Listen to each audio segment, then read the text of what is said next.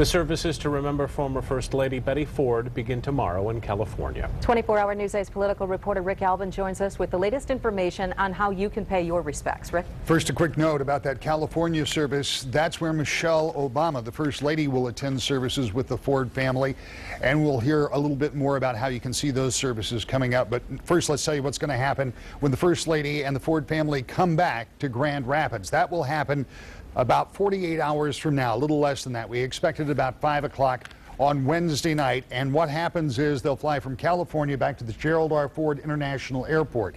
About 5:15 or so, the procession will start. It'll go down Patterson over to on 28th Street to 96, up around the Ford Freeway on 196, and then they'll come downtown to the Ottawa exit, down Michigan Street, down Scribner the wrong way. That's normally one way the other way.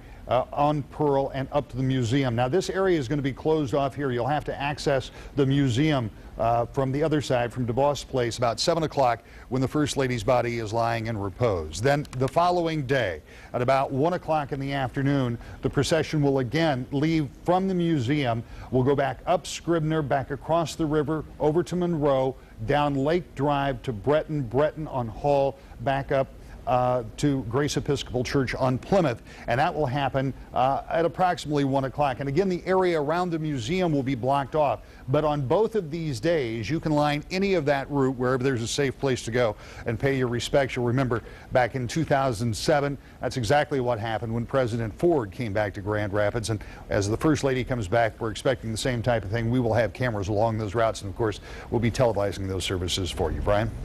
All right, thank you, Rick. And you can watch that funeral being held in California tomorrow for Betty Ford. The service will begin at 5 o'clock.